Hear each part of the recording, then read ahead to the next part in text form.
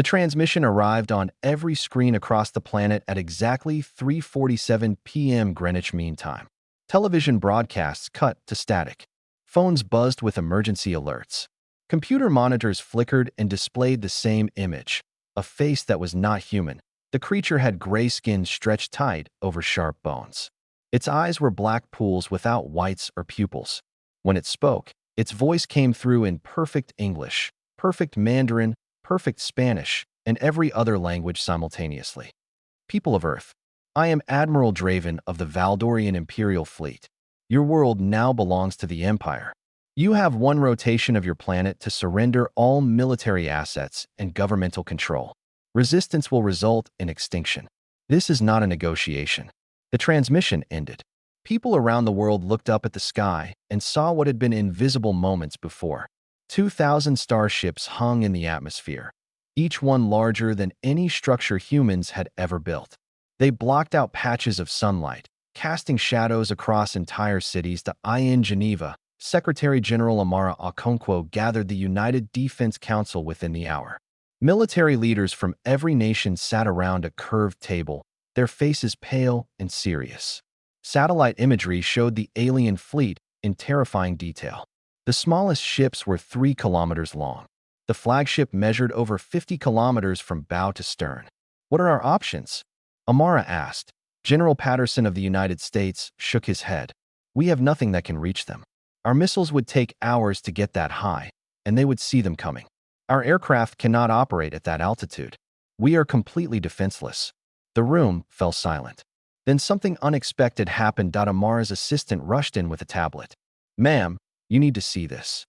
The tablet showed social media feeds from around the world. Instead of panic, humans were responding with jokes.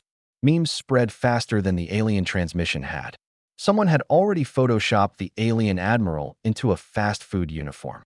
Hashtags like Alien Invasion Bingo and Not Today Satan were trending worldwide. In Tokyo, people continued their commute to work.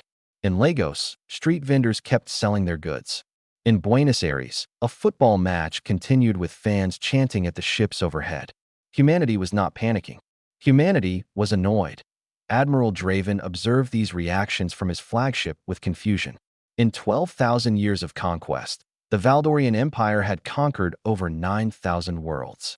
Every species reacted the same way: terror, desperate surrender, or futile military strikes. None had ever responded with mockery. Admiral, his communications officer reported, we are receiving a response from the planet's surface. Display it. The message was simple text. No video, no elaborate surrender documents. Just words. We decline your offer. Leave our solar system immediately or face consequences. Draven's officers exchanged uncertain glances. No species had ever refused. They are bluffing, Draven decided. They have no technology capable of threatening us. Begin disciplinary action. Target their largest coastal city as demonstration. The weapons officer selected New York City. 8 million humans live there. The Empire's standard protocol was to destroy one population center to break the will of primitive species. It had never failed. Firing solution locked. Weapons ready. Fire. 100 Valdorian warships unleashed their weapons simultaneously. Energy beams capable of melting through planetary crusts lanced toward the surface. Missiles carrying warheads that could crack continents followed. The combined firepower could have destroyed a small moon. The attacks traveled downward for exactly 3 kilometers. Then they vanished. Every beam, every missile, every projectile simply ceased to exist. The weapons did not explode or deflect. They were there, and then they were not. Draven's tactical display showed impossible readings. What happened? Report. Unknown, Admiral. Our weapons reached 3 kilometers above the target and then stopped existing. There is no debris, no energy signature. They are simply gone. Before Draven could respond, new alerts filled every screen on his flagship. His sensor officers began shouting warnings over each other. Massive energy readings from the planet's surface. Multiple contacts rising from the oceans. Admiral, there are structures emerging worldwide. On Earth, people finally stopped their jokes and looked toward the seas. From the Atlantic Ocean, something was rising. It was enormous, covered in symbols that glowed with soft blue light. Water cascaded off its surface as it climbed higher and higher into the air. Similar structures rose from the Pacific, the Indian Ocean, the Mediterranean, and every other major body of water on Earth. They were pyramids, each one 10 kilometers tall, made of metal that had never been cataloged by human science. They looked ancient and advanced at the same time. And they were everywhere. The structures stopped rising when they reached the upper atmosphere. Then they connected to each other with beams of light, forming a lattice around the entire planet. A barrier of energy shimmered into existence, surrounding Earth like a second skin. In Geneva, Secretary General Amara watched the pyramid nearest to Switzerland hover silently above the Alps. Her phone rang. It was Dr. Yuki Tanaka, the scientist who had discovered the first of these structures 60 years ago during a deep-sea expedition. Amara, the elderly scientist, said, her voice trembling with emotion. They activated. After all these years, they finally activated. What are they, Yuki? What did we find down there? Protection. Someone left us protection. Someone who wanted us to survive. Above, Admiral Draven ordered his entire fleet to fire at once. 2,000 warships unleashed everything they had. The barrier absorbed it all without flickering. For the first time in his 300-year military career, Admiral Draven felt something he had only seen in conquered species. Fear. The barrier around Earth began to pulse with light. Then it started expanding outward, racing toward the alien fleet at impossible speed. 60 years earlier, a submarine named the Deep Walker descended into the Mariana Trench. Dr. Yuki Tanaka was 28 years old then, a marine biologist hoping to discover new species in the deepest part of Earth's oceans. She found something far more important. The sonar pinged against something that should not have existed. A structure sat on the ocean floor, 11 kilometers below the surface. It was perfectly geometric, untouched by time or pressure.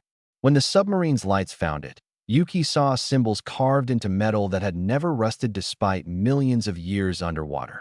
Carbon dating showed the structure was 65 million years old. It had been sitting there since the dinosaurs went extinct. Humans had built their entire civilization above it without knowing that it took 20 years to decode the mathematical language carved into its surface. The message was simple. The builders placed us here. When the children of this world reach for the stars, wake us. We are their shield. Governments kept the discovery secret. They found more structures in every ocean, all connected by cables buried deep in the Earth's crust. Scientists studied them for decades but could not activate them. The structures seemed to be waiting for something. Now, as alien warships filled the sky, that wait was over.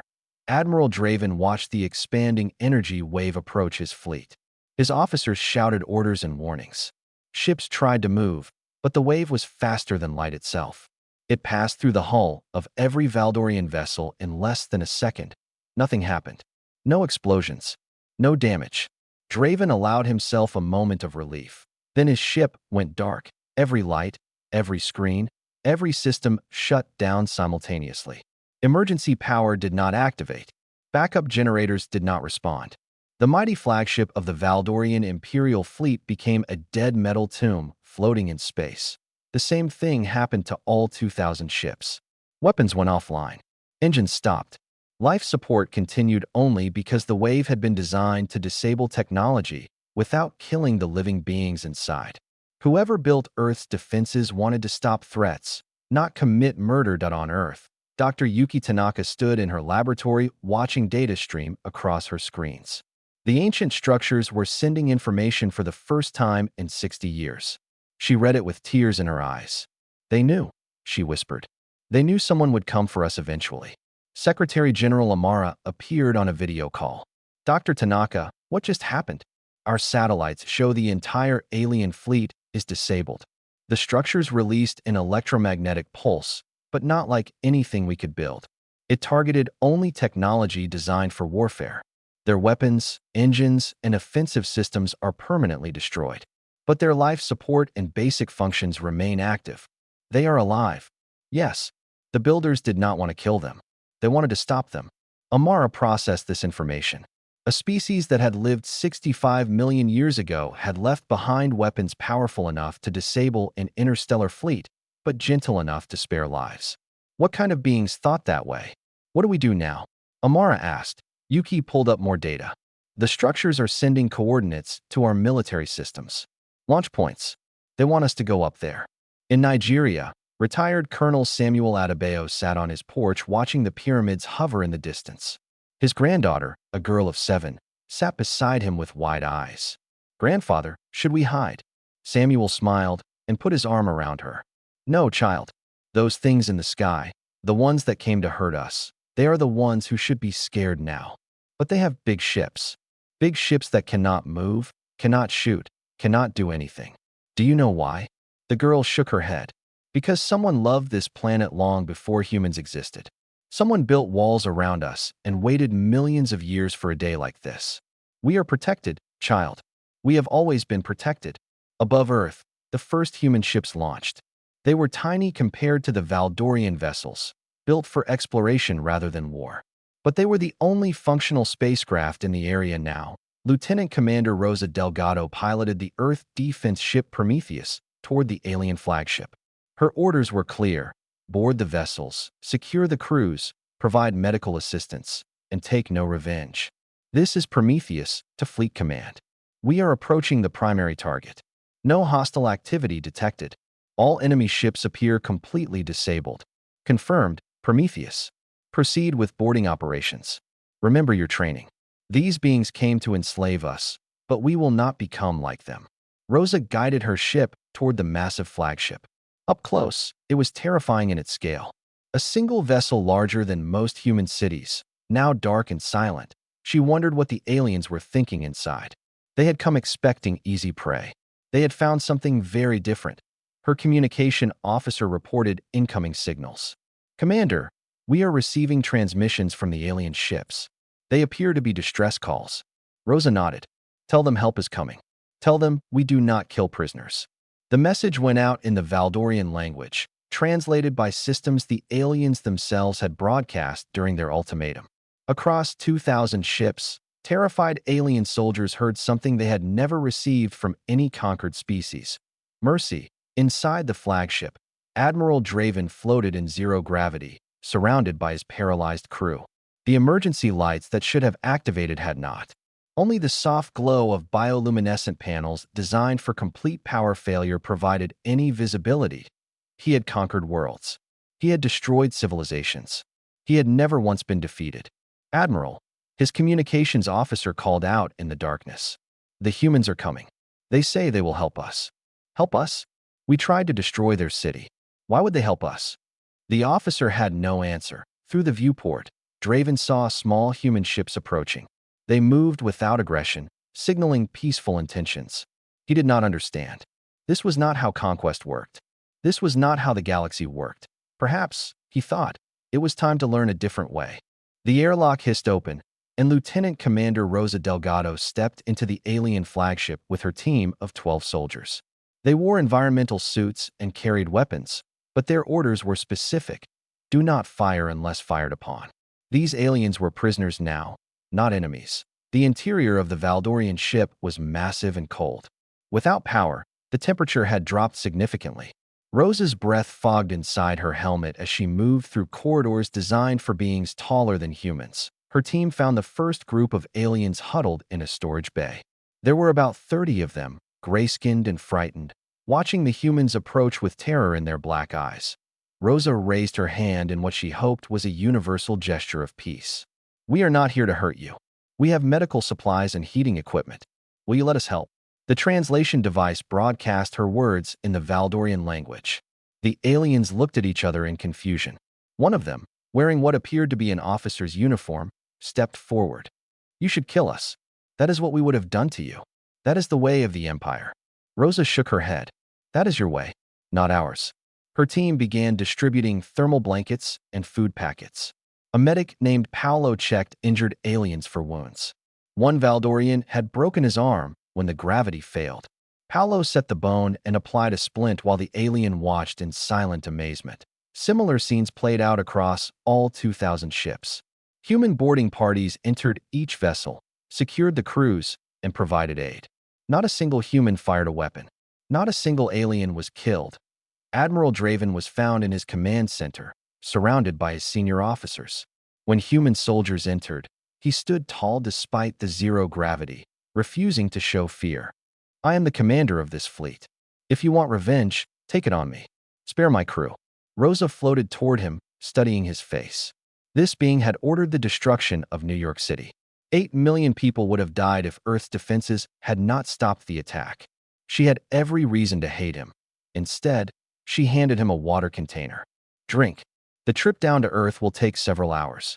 You must be thirsty. Draven stared at the container like it might be poison. Then he looked at Rosa's eyes through her helmet visor. He saw no hatred there, no anger, only calm professionalism. Why, he asked. Why do you show kindness to your enemies? Because cruelty is a choice, Admiral. We choose differently. Back on Earth, Secretary General Amara prepared for the arrival of the alien prisoners. Temporary facilities had been constructed to house them, designed to meet their biological needs based on data collected from their disabled ships. Dr. Yuki Tanaka arrived at the Geneva facility with new information. I have been analyzing the data from the structures. There is more to learn. Amara led her to a private room. Tell me, the builders were real. They existed 65 million years ago, possibly longer. They seeded life on Earth and then left these defensive systems behind. But here is the interesting part. The defenses were not activated by the alien attack. What do you mean? The structures have been monitoring human progress for thousands of years. They activated because humanity reached a certain level of technological development. The alien attack just happened to occur at the same time. If they had arrived a century earlier, the defenses would not have responded. Amara sat down heavily. So we were only protected because we had grown enough? The builders wanted to protect us, but only until we could protect ourselves. The structures are a bridge, not a permanent shield. Someday they will turn off, and we will need to stand alone. The first transport ships brought alien prisoners down to Earth the next day. Admiral Draven was among them. He was escorted through the facility by guards who treated him firmly, but without cruelty. Through windows, he saw things that confused him. Human children playing in a park. Families eating meals together. A world completely untouched by the invasion he had attempted. You did not evacuate your population, he said to Rosa, who accompanied him. Why would we? We had 2,000 warships in orbit. We could have destroyed everything. Rosa smiled slightly. You could have tried. Draven was brought to an interrogation room, though it looked more like a comfortable office than a prison cell. Secretary General Amara waited for him there, along with Dr. Tanaka and several military advisors. Admiral Draven, Amara began, we have questions. I hope you will answer them honestly. Your cooperation will be remembered. Draven sat down, his posture still proud despite his situation. What do you want to know? How many worlds has your empire conquered? 9,412. Over 12,000 years. The humans exchanged glances. 9,000 civilizations enslaved or destroyed. Has any species ever successfully resisted? No, none. Until you. He paused. How did you do it? Our weapons should have destroyed your cities. Our ships should have conquered your planet in hours. What are those structures that rose from your oceans? Dr. Tanaka answered. We found them 60 years ago. We did not build them. They are 65 million years old, left behind by a species we call the builders. Draven's face changed. Something like recognition flickered in his eyes. The builders. That name appears in our oldest records. We thought they were mythology. What do your records say about them? That they were ancient when the universe was young. That they created life on countless worlds. That they protected certain planets and warned all species to stay away. He looked at Amara with new understanding. Your world is a protected world. We attacked a protected world. His voice carried genuine fear now. Your emperor needs to hear about this, Amara said. Draven nodded slowly. Yes, he does. And when he learns what we have done, I do not know if even the Empire will survive the consequences. Amara leaned forward. What do you mean? Before Draven could answer, an aide rushed into the room. Secretary General, we are receiving a transmission. It is coming from outside our solar system. The signal identifies itself as originating from the Valdorian homeworld. On the screen, a new face appeared. This alien was older than Draven, draped in elaborate robes, wearing a crown of black metal. His expression mixed terror with fury.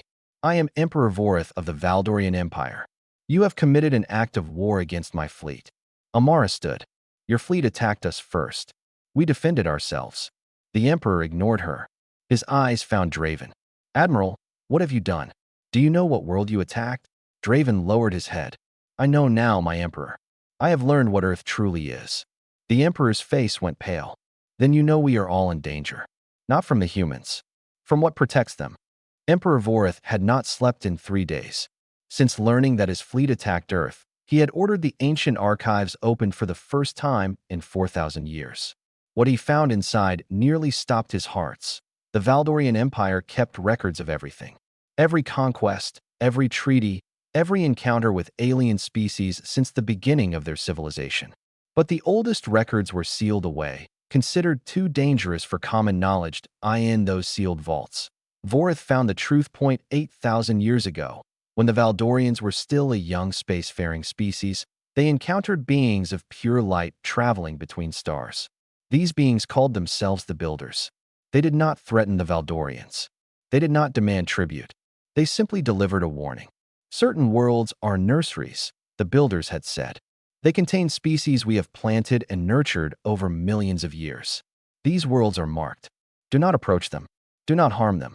If you do, the consequences will be beyond your imagination. The Valdorians agreed. They were too weak to refuse, and the Builders seemed uninterested in conquest anyway. A list of protected worlds was created and distributed to all Valdorian vessels. Then the Builders vanished. They simply stopped appearing. Over centuries, the warning became a legend. Over millennia, the legend became a myth. The list of protected worlds was forgotten, buried in archives that nobody accessed. Earth had been on that list. A small blue planet orbiting a yellow star on the edge of the galaxy. The Builders' final project before they disappeared, but on his throne world, Emperor Vorith called an emergency session of his war council. 20 of the most powerful military leaders in the Empire gathered in a room they had used to plan 9,000 conquests. We have made a terrible mistake, Vorith told them. Admiral Draven attacked a protected world. The Builders' defenses activated and destroyed our fleet without killing a single soldier. If the Builders are still watching, if they still care about their nursery worlds, what will they do to us next? His general of the First Fleet spoke up. The Builders have been gone for 8,000 years, my Emperor. Perhaps they are extinct. Perhaps. But those defenses were not extinct. They waited 65 million years for someone to threaten that planet. The Builders built weapons that outlast civilizations. What else did they leave behind? No one had an answer. On Earth, Dr. Yuki Tanaka made a discovery that would change everything.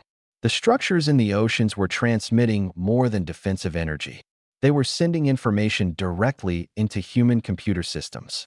Come look at this, she called to her research team. Her screens displayed genetic sequences. Human DNA compared side by side with something else. The patterns matched in ways that should have been impossible. What am I seeing? Amara asked when she arrived. The Builders did not just protect Earth. They created us. Yuki pointed to the matching sequences. Human DNA contains markers that do not appear in any other species on our planet. They were inserted artificially millions of years ago. We did not evolve randomly. We were designed. Amara felt dizzy. Designed for what? I do not know yet. But there is more. Yuki pulled up a star map. The structures are transmitting coordinates. A location in a galaxy 2 million light-years away. They call it the archive. What is there? I think it is where the Builders kept their knowledge. Everything they learned over billions of years of existence. And they left us directions to find it. In the prisoner facility, Admiral Draven learned about these discoveries through conversations with human guards. They did not treat him like an enemy. They brought him books about human history. They answered his questions about Earth's cultures and beliefs. One guard, a young woman named Priya, asked him a question that haunted him for days. When your empire conquers a world, what happens to the children? Draven did not want to answer. The truth was shameful. Children of conquered species were separated from their families and raised to serve the empire. Their cultures were erased. Their languages were forbidden. They became slaves in everything but name. He had never questioned this before. It was simply how things were done. The strong ruled. The weak served. That was the natural order. But watching humans care for his injured soldiers, watching them offer mercy instead of revenge, Draven began to wonder if the natural order was actually a choice. If strength could be measured in kindness rather than cruelty. Amara visited him one evening with news. We have decoded more information from the structures. We know what the builders wanted. Tell me, they created life across thousands of worlds. Most experiments failed. Some species destroyed themselves. Some were conquered by others. Only a few survived long enough to reach the stars. She paused. Humanity was their last project, their greatest hope. They designed us specifically to be compassionate, creative, and cooperative. They believed we could succeed where others failed. Succeed at what? Taking their place. The builders transcended physical existence. They could not take their knowledge with them when they left. They needed heirs, species who could inherit their wisdom and protect younger civilizations. Draven sat in silence for a long moment. Your species was bred to be caretakers, and my species has been destroyers for 12,000 years. He looked at Amara with something new in his eyes. Perhaps that is why your defenses did not kill us. You were designed to give second chances. Everyone deserves a chance to change, Admiral. Even empires. The next day, a new transmission arrived from the structures. It was not data or coordinates. It was a message translated into every human language. Children of Earth, you have passed the first test. You defended yourselves without becoming destroyers. You showed mercy to those who showed you none. Now you must make a choice. Stay here in safety forever, or journey to the archive and claim your inheritance. The path forward is yours to walk. We cannot walk it for you. The message ended with a simple image, a star map showing the route to the archive and the words that would guide humanity's future. The shield will remain, but shields are not enough. The galaxy needs gardeners, not warriors. Will you grow? Secretary General Amara read the message to the United Nations General Assembly. For the first time in human history, every nation agreed on a single goal. They would find the archive. They would learn what the builders left behind. And they would discover what humanity was truly meant to become. The ship was called Unity, and it was the largest vessel humanity had ever built. Constructed in orbit over 18 months, it combined human engineering with technology recovered from the disabled Valdorian fleet. 500 people would make the journey to the archive: scientists, soldiers, diplomats, and one very unexpected passenger. Admiral Draven stood at the boarding gate, wearing civilian clothes instead of his military uniform. Human guards surrounded him, but they were not there to stop him. They were there to protect him from angry civilians who had not forgiven the attempted attack on Earth. Are you certain about this? Rosa asked him. She had been assigned as the Unity's security commander. Your own people consider you a traitor now. My people followed orders for 12,000 years without questioning whether those orders were right. I have decided to stop following and start thinking. He looked at the ship. Your species saved my life when you should have taken it.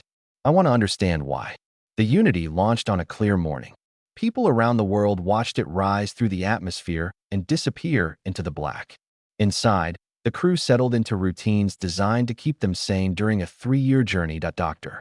Yuki Tanaka, now 88 years old, had refused to stay behind.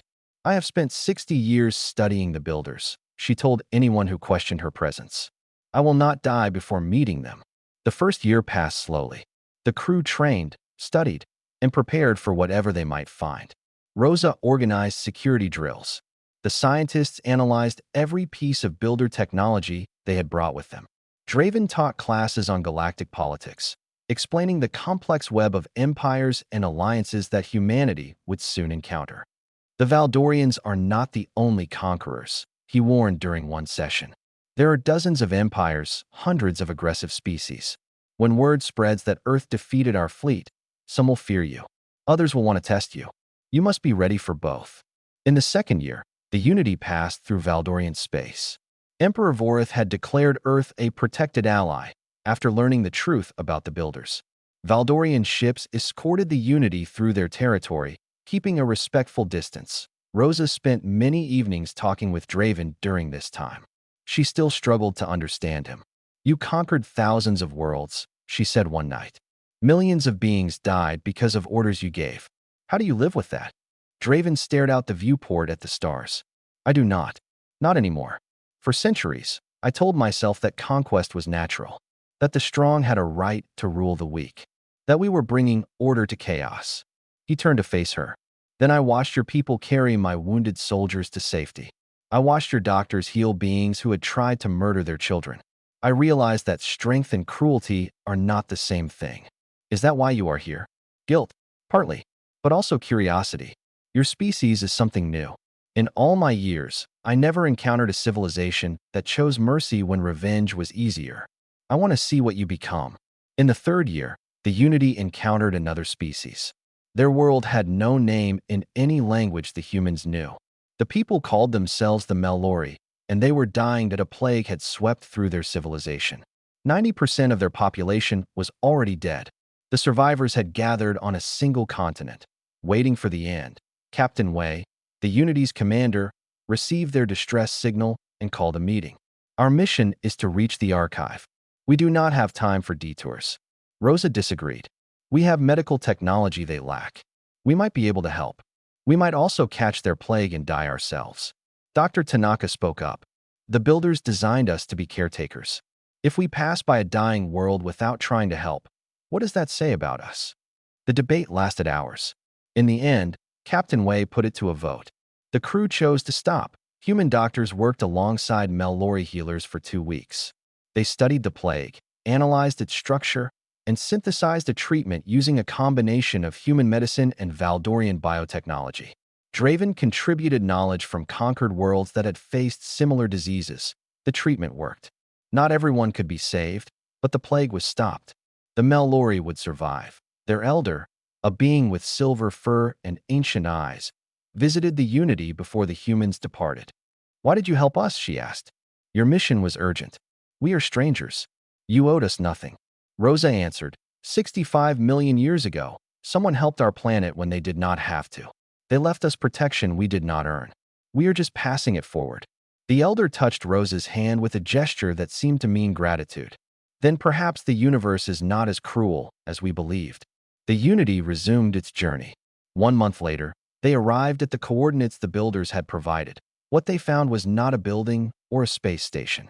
It was a planet, an artificial world, constructed from materials humanity could not identify, larger than Earth and covered in structures that reached into the sky like frozen lightning. Lights began activating across its surface as the Unity approached. Systems that had been dormant for 65 million years woke up one by one. A signal reached the ship.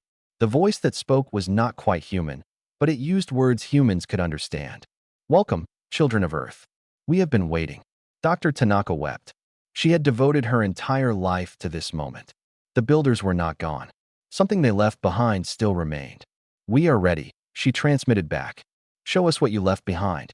The planet opened, revealing a pathway of light leading down to its surface. The final chapter of humanity's journey was about to begin. The surface of the archive was a museum older than most stars. Buildings stretched for hundreds of kilometers, each one containing the preserved knowledge of extinct civilizations. The builders had collected everything: art, science, philosophy, music, and history from 10,000 species that had lived and died over billions of years. Dr. Yuki Tanaka walked through halls filled with wonders she could barely comprehend. Sculptures made of frozen light, books written in mathematics, recordings of voices that had been silent for millions of years. She was crying again, but this time from joy. They saved everything, she whispered. Every species that ever existed, they preserved something of them. Rosa walked beside her, hand on her weapon out of habit more than necessity. The archive showed no signs of danger. Only welcome. At the center of the planet, they found what they were looking for, a chamber sealed since the builders vanished. The door was marked with symbols that Tanaka could suddenly read, as if knowledge was flowing into her mind from the walls themselves. For our children, she translated. This is for us. The door opened at her touch. Inside was a single pedestal holding a sphere of light. As the humans entered, the sphere expanded, forming shapes, forming a figure that looked almost human but made entirely of brightness. You came, the figure said. Its voice was gentle, ancient, and somehow familiar. We hoped you would. Captain Wei stepped forward. What are you? A message. A recording left behind when my people transcended physical form. I am the last memory of the builders, preserved to greet whoever found this place. Tanaka approached the figure with trembling steps. Why did you create us? What were we designed for? The figure smiled.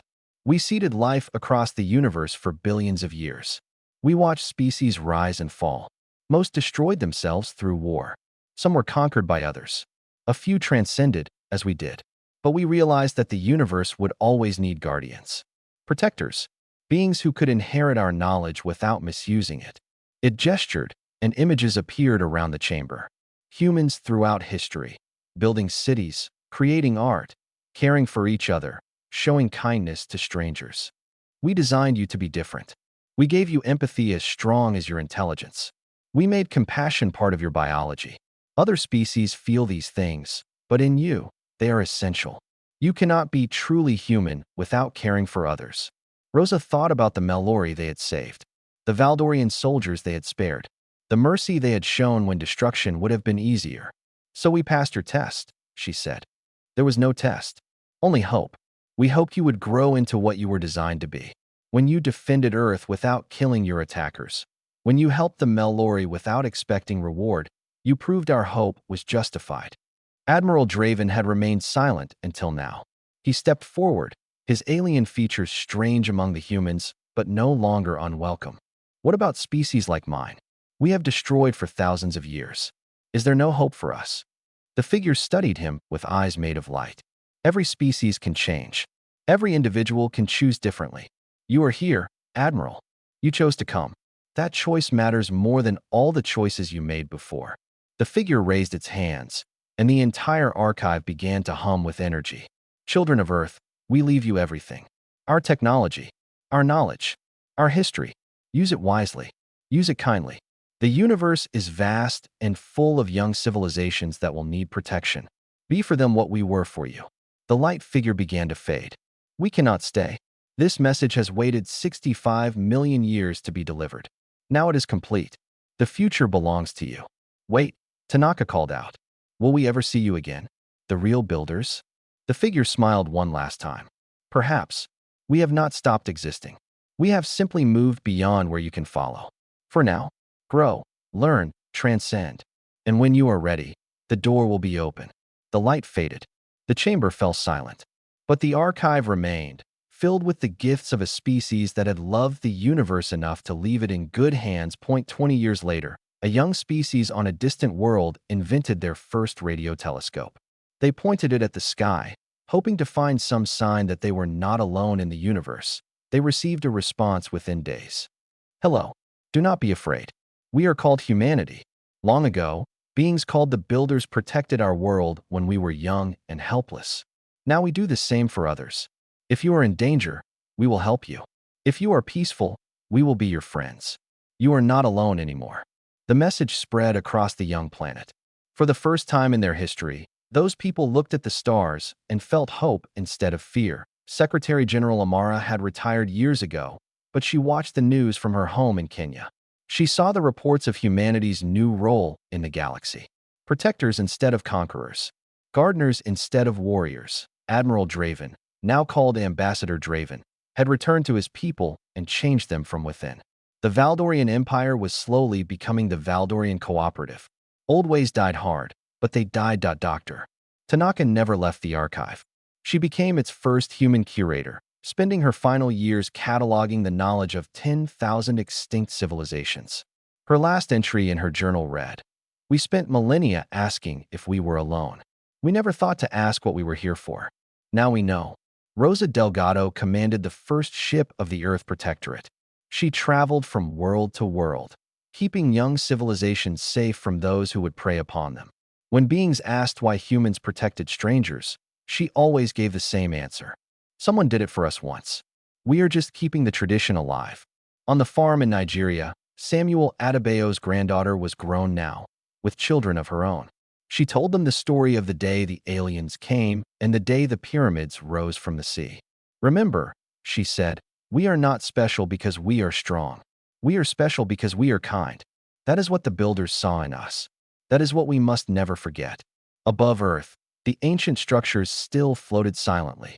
They would remain there for as long as they were needed, protecting a world that had grown into something extraordinary. The stars had always been waiting. They just needed someone kind enough to answer. And humanity, designed for compassion, built for mercy, had finally come home.